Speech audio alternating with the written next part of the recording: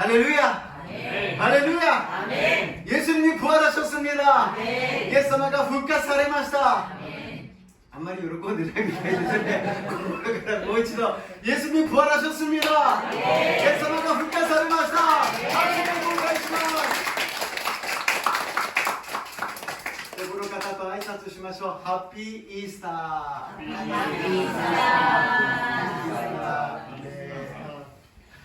오늘 하나님의 말씀은 사도행전입니다.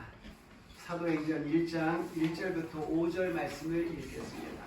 神様の御言葉は使徒の働き1章1節から5節、それでは2ページになりますけれども、ご一緒に読みましょう。テオピロよ、私は前の書でイエスが行い始め教え始められたすべてのことについて書き、お選びになった人たちに聖霊によって命じてから天に上げられた日のことにまで及びました。イエスは苦しみを受けた後、40日まで力に現れて神の国のことを語り、数多くの確かな証拠を持ってご自分が生きていることを人たちに示された。彼と一緒にいるとき、イエスは彼にこう命じられた。エルサレムを離れない。私から聞いた父の約束を待ちなさい。ヨハネは水でバプテスマを授けたが、もう間もなくあなた方は聖霊のバプテスマを受けるからです。アメン。5つの聖書の御言葉を今日も読んでみたいと思います。ご一緒に読んでみましょう。11番、あなた方のすることは言葉によると行いによると問わず、すべて主イエスの名によってなし、主によって父なる神に感謝しなさい。アメン。12番、私はキリストと共に十字架につけられました。もはや私が生きているのではなく、キリストが私のうちに生きておられるのです。今私が肉にあって生きているのは、私を愛し、私のためにご自身をお捨てになった神の御子を信じる信仰によっているのです。アメン。13番、涙とともに種をまく者は喜び叫びながら刈り取ろう。種を抱え泣きながら出ていく者は束を抱え喜び叫びながら帰ってくる。アメン。14番、しかし主はその聖なる宮におられる。戦地をその御前に沈まれ。アメン。15番、しかし彼は私たちのその日の罪のために差し通され、私たちの咎のために砕かれた。彼の懲らしめが私たちに平安をもたらし、彼の打ち切りによって私たちは癒された。アメン。今毎週毎週一つずつ増えていきますので、毎週読んで、また覚えて、この御言葉の通りに祝福されますように主の皆によって祝福いたします. 매주 이렇게 말씀을 우리가 묵상하고 외우고 있습니다. 그 읽은 대로 외운 대로 하나님이 말씀하시고 역사해 주실 줄로 믿습니다. 오늘 저는 본문 말씀을 가지고 부활하신 예수님이라는 제목으로 은혜를 나누고자 합니다. 今日本文を通して復活されたイエス様という題で恵みを分かち合いたいと思います。私たちが信じるイエス・キリストは復活の主であります。 우리가 믿는 예수님은 부활하신 예수님이십니다. 예수님이 그냥 고난당하시고 끝난 것이 아니라 부활하셨다는 것입니다. イエス様は苦しみに遭われてそれで終わったのではなく復活されたということであります。この復活が私たちの力であり、私たちの望みであり、私たちの全てになると信じます。 부활하신 예수님이 이것이 우리들의 힘이요, 우리들의 생명이요, 우리들의 모든 희망의 능력이 될 줄로 믿습니다. 예수님이 3일 만에 부활하심으로써 우리가 구원받았습니다. 예수님가 3日目によみがえられることによって私たちは救われたのです。イエス様がよみがえられなかったら私たちが救われてもよみがえることができません。イエス様がよみがえったように私たちもよみがえるのであります。 예수님이 부활하신 것처럼 우리들도 부활하게 된다는 것을 증명해 주신 것입니다. 이제 하나님의 자녀로서 우리가 믿음으로 부활의 신앙 갖고 살아가시기를 주님의 이름으로 축복합니다. これからは救われた者として神様の民として神様の子供として復活の信仰を持って生きていきますように主の皆によって祝福いたします。イエス様は復活されて40日間たくさんの人たちに現れたんです。 예수님 부활하시고 나서 그냥 쓱 올라가신 것이 아니라 40일간 많은 사람들에게 나타나셨습니다. 첫 번째로 많은 사람들에게 나타나신 예수님,一番目多くの人々に現れたイエス様であります。一番最初に現れたのはマグダラのマリアと女性たちです。제일 처음에 만난 것은 막달라 마리아와 여인들이었습니다. 마태복음 28장 9절에서 10절, 마타이 28장 9から10を読んでみましょう。するとイエスが彼女たちに出会っておはようと言った。彼女たちは近寄って右足を抱いてイエスを拝んだ。するとイエスは言われた。恐れてはいけません。行って私の兄弟たちに奈良に行くように言いなさい。そこで私に会えるのです。アメン。 안식일 다음날, 안식일에는 아무것도 못하기 때문에 다음날 예수님의 무덤에 가서 그 시신에 향유를 바르기 위해서 여성들이 갔습니다. 安息日は動けませんので次の安息日の次の朝早くイエス様の墓に行ってその身体に香油を塗ろうとして女性たちが行ったのであります。その何日か前にはイエス様が十字架にかけられた姿を見たこの女性たちは涙でいっぱいでありました。 며칠 전에 십자가에 달리신 예수님의 모습을 보고 이 여인들은 눈물을 흘리고 있었습니다. 금요일 날에 우리가 예배드리면서 잠깐 5분 정도 패션 그 영화를 좀 봤어요. 金曜日の礼拝の時に5分間パッションという映画を少し見ました。 저는 예배 전에 준비하느라고 유튜브 열어서 이렇게 바꾸고 이러는데 보다가 눈물이 막 나오더라고요. 礼拝の前に YouTube で探してそれを見てたら涙が出てきました。人間ってこんなにひどいことができるんだろうか。 인간이라는 게 이렇게 잔인하게 할 수 있을까? 이렇게까지 할 수 있을까? 눈물이 나오더라고요. 그래서 예수님의 시신에 그래도 향유라도 발라드리려고 장례하려고 가는데도 문이 열려있고 거기에는 예수님의 시신이 없었어요. せめて葬式でもしてあげようと思っていたのに墓は開いていてそこにはイエス様の死神は死体はありませんでした。 그리고 울고 있는 여인의 옆에 예수님이 서서 이야기하시는 것입니다. 뭐라 그러셨다고요? 평안하냐라고 말씀하십니다. 나이테르 조세로 요고데 예사마가 탔대 이와랬는데 난또 있다노가 오하요 때 있다노 됐어. 일본말로 재밌죠? 오하요라고 이야기한다는 것입니다. 지금 인생을 살면서 눈물을 흘리고 계시는 분이 계십니까? 과거를 생각하면서 억울했던 것, 슬펐던 것, 아팠던 것 날마다 눈물을 흘리는 분이 계십니까? 예수님이 옆에 서서 말씀하십니다. 평안하라, 오하요라고 말씀해 주신 줄로 믿습니다. 진세苦しかったですか? 진세涙ですか? 갖고 考えれば悔しくて仕方がありませんか? 涙を流している方いらっしゃいますか? 特に女性の方、イエス様が横に立っておっしゃいます。 おはようとおっしゃっています。おはようには意味があります。もう夜は過ぎたよ。あなたの苦しみは過ぎたよ。これからは明るい昼に向かって未来に向かって私と一緒に歩いていこうとおっしゃいます。その御言葉が、その愛が、その力が皆さんに与えられますように祝福いたします。 주님께서 일본말로 오하요라고 말씀하셨습니다. 이제 밤이 지났다. 너가 눈물을 흘렸던 괴로웠던 시간은 지났다. 이제는 밝은 미래를 향하여서 나와 함께 걸어가자고 여성분들에게 말씀하십니다. 특히 여성분들에게 나와 함께 가자고 말씀하십니다. 이 말씀을 받으시기를 주님의 이름으로 축복합니다. 두 번째로는 베드로에게 나타나셨습니다. 니바메니바 베드로니 알아바리마시다.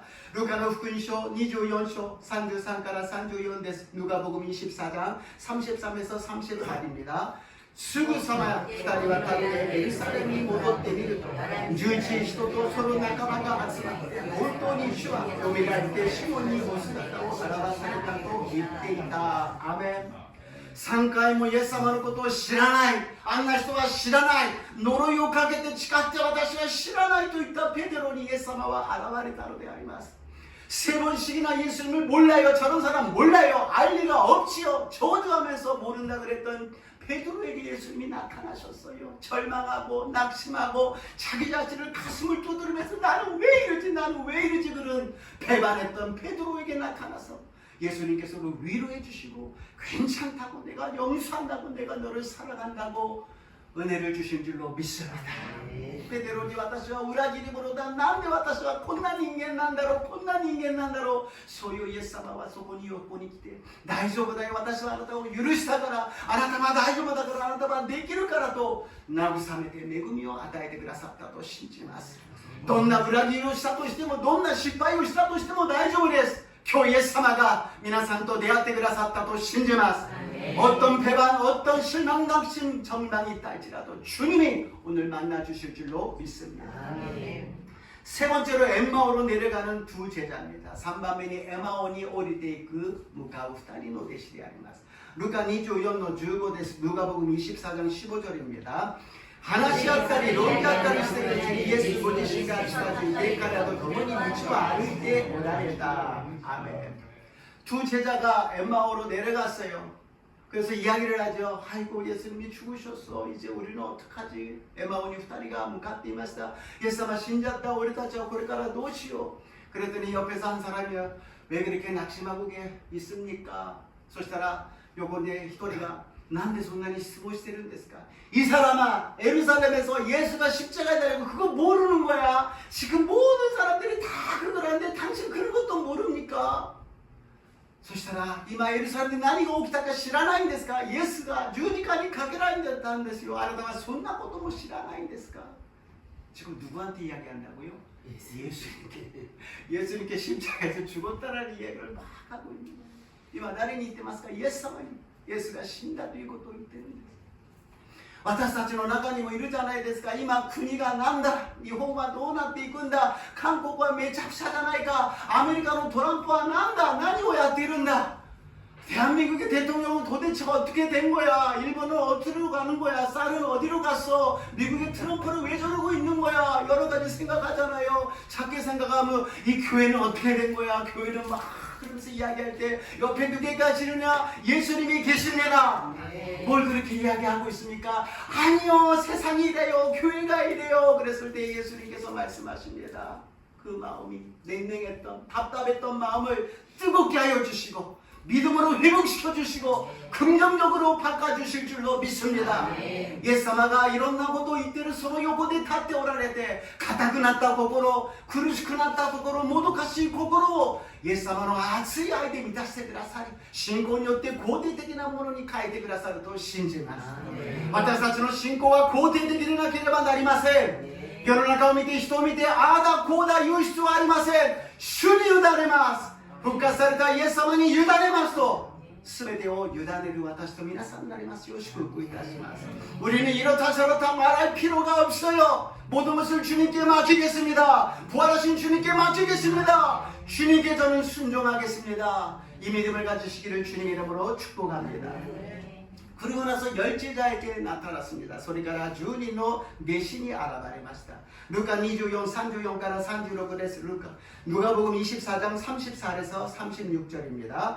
本当に主はよみがえってシモンにお姿を現されたと言って、彼も道であったいろいろなことやパンを裂かれた時にイエスだと分かった次第を話した。これらのことを話している間にイエスご自身が彼の真ん中に立たれた。 베드로와 엠마오에 내려갔던 사람이 예수님을 만났으니 얼마나 놀랬어요. 그래서 돌아와가지고서 열 제자한테 이야기를 했다. 내가 예수님을 만났어. 예수님을 만났어요.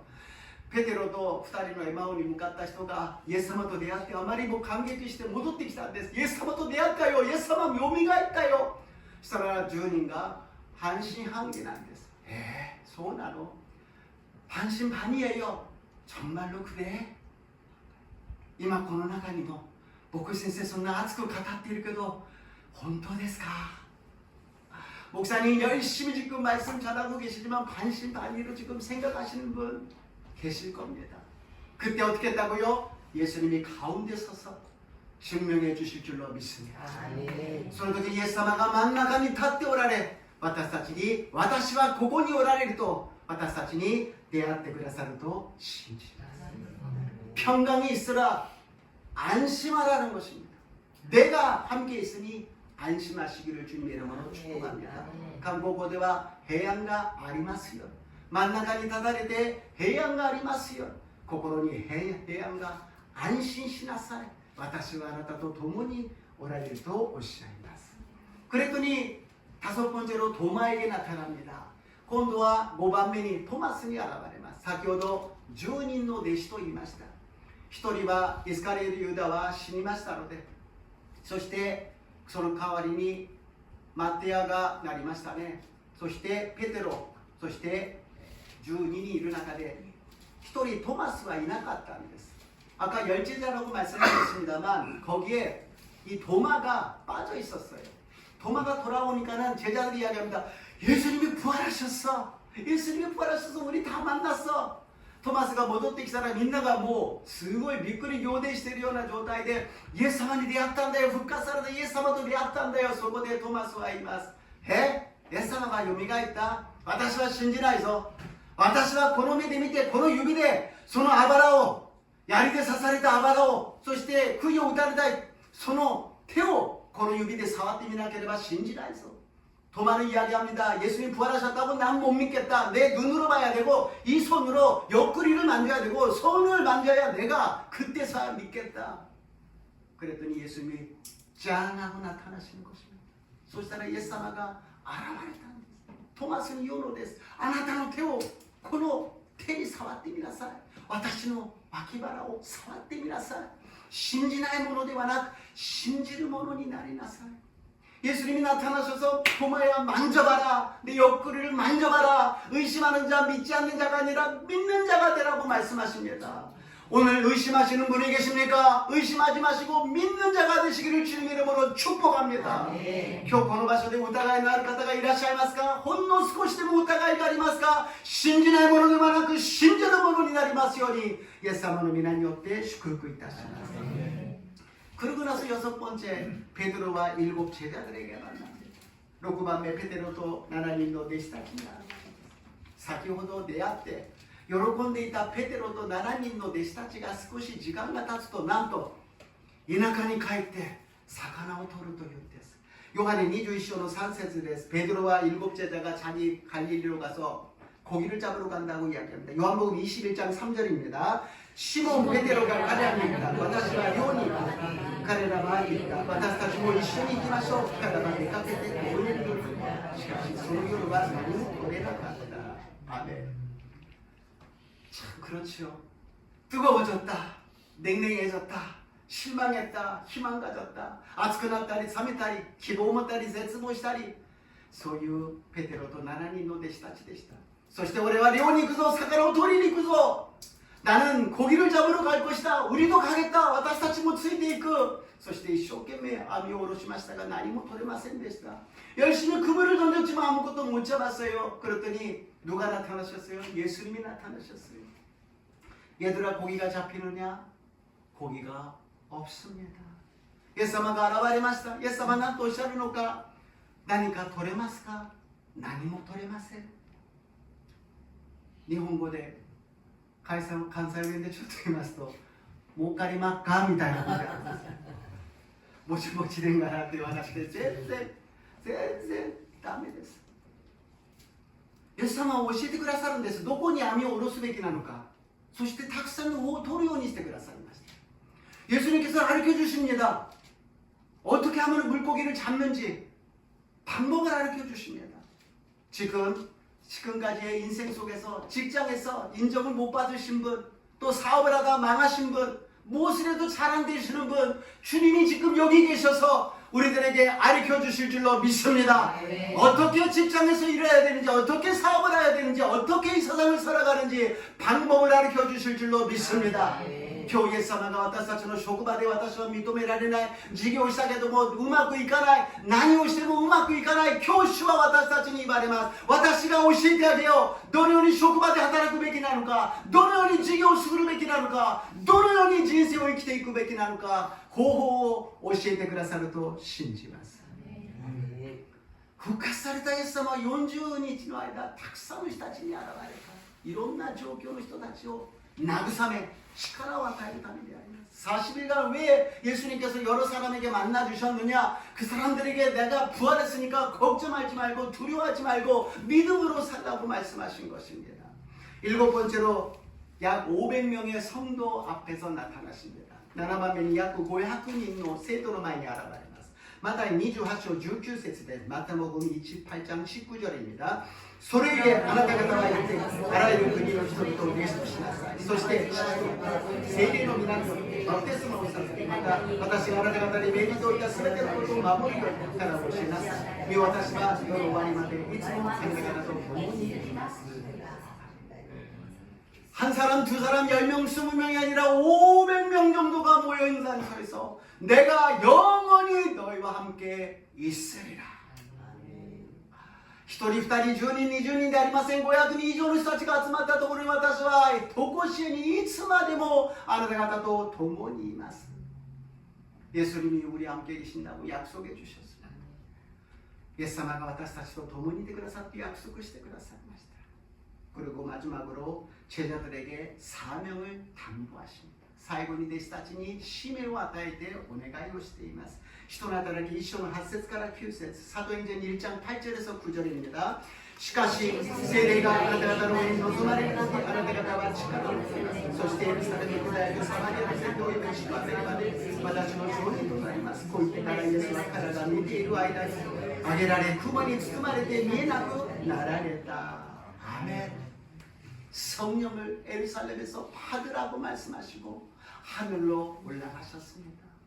예루살렘에 세례 오게なさいと言って天に昇られたのであります。ここまで話をすると、ああいいな、私にも会ってくれたら本当に信じるんだけどなというふうに思う方がいるでしょう。 아, 참 좋겠다. 그 사람들을 만나서 나도 좀 만나주시면 정말 믿을 수 있을 것 같은데. 그래서 두 번째는 왜 우리에게 나타나지 않는가? 나세 私たちに現れないのかであります。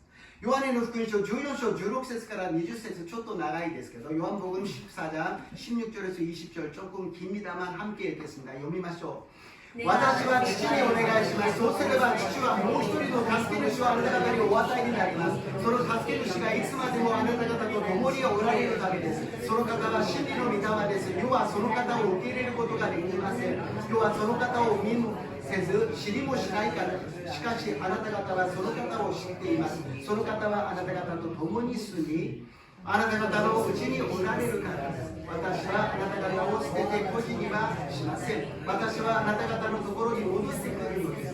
今しばらく人はもう私を見なくなります。しかしあなた方は私を見ます。私が生きるのであなた方も生きるからです。その日には私が父におり、あなた方が私におり、私があなた方におることがあなた方に分かります。アメン。 예수님이 이 땅에서 하늘로 올라가시는 것이 너희에게 유익이라고 말씀하셨습니다. イエス様は生前ご自身が天に戻られることがあなた方にとって有益だと言われたのです。イエス様がいらっしゃった時には人として来られて、そこにはどうしても時間空間的な制限がありました。 예수님이 육신으로 오셨을 때는 시간적으로 공간적으로 제한을 받았습니다. 예수님을 만나려고 그러면 그 장소에 가야 돼요. 그 시간에.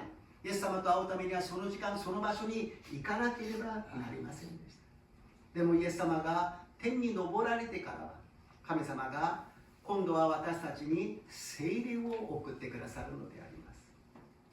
예수님이 승천하시고 나서 하나님 아버지께서는 우리에게 성령을 보내주시는 것입니다. 왜?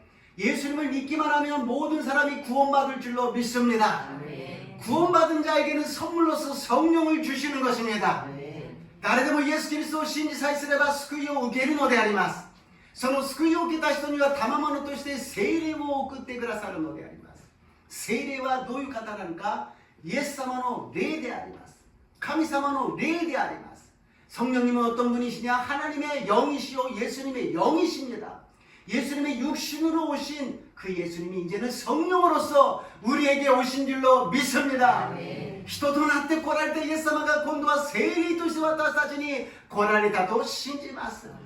우리 안에 성령님이 계신다라는 것입니다. 私たちの中に聖霊様がいらっしゃるということであります。もはやイエス様とこの肉的な目で体で会わなくても私たちは霊的にイエス様がおられることがわかるのであります。 우리는 이제 육신적인 눈이나 육신적으로 안 만나도 예수님이 나와 함께 계심을 성령을 통하여서 알게 된 줄로 믿습니다.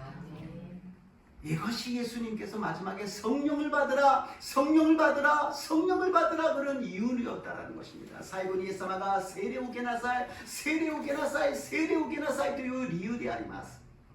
우리가 부활하신 예수님을 만났습니다. 어떻게요? 성령을 통하여서 믿게 되었다라는 것입니다. 그러면 이제 어떻게 살아야 된다고요? 성령으로 충만하게 살아가시기를 주님의 이름으로 축복합니다. 요미가 일단 예수様と私たちは出会いました。だからイエス様を信じるようになりました。聖霊様が働いてくださいました。これからはどうやって生きていくのか、聖霊充満で生きていかなければなりません。私たちの合言葉は聖霊充満であります。聖霊充満が私たちの生きる道であります。私たちが信仰によって勝利する秘訣であります。 성령 충만이 우리들의 믿음으로 승리할 수 있는 길이라는 것입니다. 주님이 만들어주신 이 성령 충만의 길을 성령 충만하게 살아가시기를 주님의 이름으로 축복합니다. 성령 충만은 어떻게 받을 수가 있습니까? 그러면 목사님 어떻게 하면 성령 충만함을 받을 수가 있습니까? 세 번째로 말씀 안에 예수님이 계십니다. 미코토바の中にこの祈りは違いますね。ミコトバの中に 예수様が おられるということで 우리 사람은 어리석게 하나님을 찾지 않고 다른 것을 찾습니다. 私たち人間は愚かで神様を求めないで違うものを求めてしまうのです。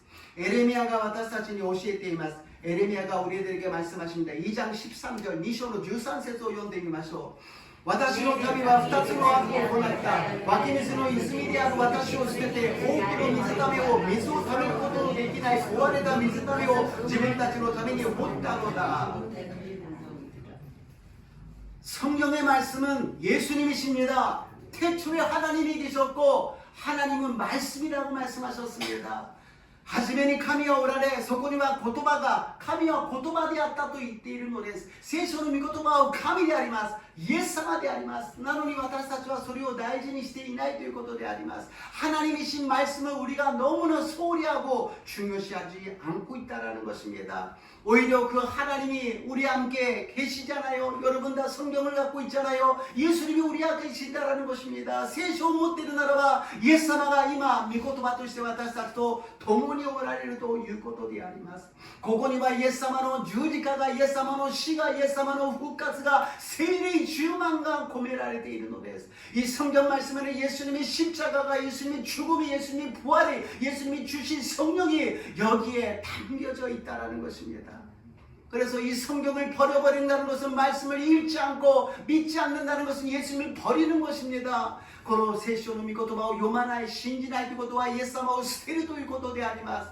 私たちが生きていくためには水が必要です。水ためが必要なんです。その生ける泉なのに神様の泉は捨ててしまい、自分で掘って自分で水ためを持ってそれで喉の渇きを満たそうとするのです。 하나님이 주신 생명의 생수의 강은 놔두고서는 자기가 땅을 파가지고서는 터진 웅덩이를 갖고 물을 마시려고 그러니 뭐가 되겠습니까? 터졌어요.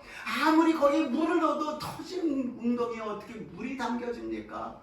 壊れた水がめであります。壊れた水がめるところにどうやって水が溜めることができるでしょうか?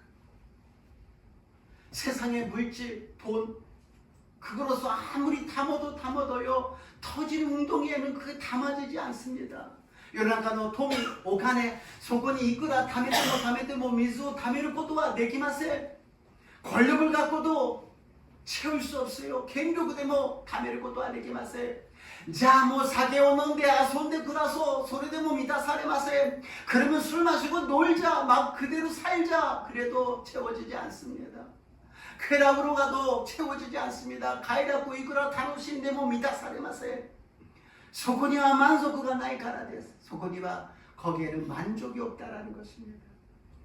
우리는 절대로 돈은 필요해요. 명예도 필요해요. 그러나 그것이 우리를 행복하게 해주는 것은 아닙니다. 하나님만이, 예수님만이, 성령님만이 우리를 행복하게 하여 주실 줄로 믿습니다. お金も権力も必要です。 しかしそれが私たちを幸せにしてくれるわけではありません。私たちに必要なのは神様であり、イエス様であり、聖霊様だと信じます。 우리들의 터진 웅덩이를 버려버리시고 생수의 예수님을 모시기를 주님의 이름으로 축복합니다. 壊れた水ためを捨ててしまい、もう捨ててしまいましょう。いくら貯めても穴が開いている壊れた水ためです。 イエス様を迎え入れる私と皆さんになりますよう祝福いたします。ヨハネの福音書7章の37節38節です。ヨハン福音7장37절38절입니다. さて、祭りの終わりの大いなる日にイエスは立って大声で言われた。誰でも乾いているなら私のもとに来て飲みなさい。私を信じる者は聖書が言っている通りにその人の心の奥底から生ける水の川が流れ出るようになった。イエスは信じる者が聖霊を受けることを言われたのである。アメン. 이제는 우리가 터진 웅덩이에다 물을 넣으려고 노력할 필요가 없다라는 것입니다. 우리가 성령을 받게 되면 우리의 뱃속에서 생수의 강이 흘리게 될 줄로 믿습니다. 저와 여러분의 뱃속으로부터 성령의 생수의 강이 흐르시기를 주님의 이름으로 축복합니다. 私たちの心の奥底から生ける水の川が流れるようになるのです。聖霊充満になって生ける水が私と皆さんに流れてますように主の皆によって祝福いたします。生ける水を飲むときに生きることができるのです。霊的に生きることができるのです。天国の道を進むことができるのです。 살아나게 하는 생수를 마셔야 우리는 살 수 있다는 것입니다. 이 생수를 마시고 날마다 천국으로 전진하고 전진해 나가시기를 주님의 이름으로 축복합니다. 결론입니다. 에베소서 1장 23절.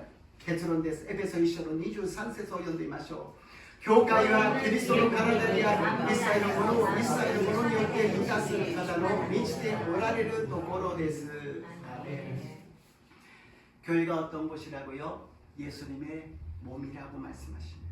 교회가 どういうところですか? イエス様の身体であります。充満なところであります。すべてが充満なところであります。人が集まるだけの教会ならば騒がしくて問題があって争いがあるでしょう。 사람만 모이는 장소라 그런다면 그 교회는 시끄러울 것입니다. 다툼이 있고 싸움밖에 없을 것입니다. 그러나 부활하신 예수님이 계시면은 모든 것이 충만하게 될 줄로 믿습니다. 復活されたイエス様がいらっしゃる教会ならばそこには全ての一切のものが満ち溢れる充満な場所になると信じます。 우리는 교회 와서 터진 웅덩이를 채우려고 그러지 마세요.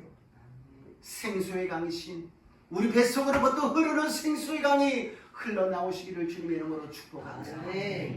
教会に来て壊れた 水ために水をためようと思わないでください。いくらやっても無駄であります。教会に来ては聖霊に満たされて生ける水の川が流れてますように心の底から腹の底から一人一人の魂から生ける水の川が流れますようにイエス様の皆によって祝福いたします。そうするときに神様が10万人満たしてくださいます。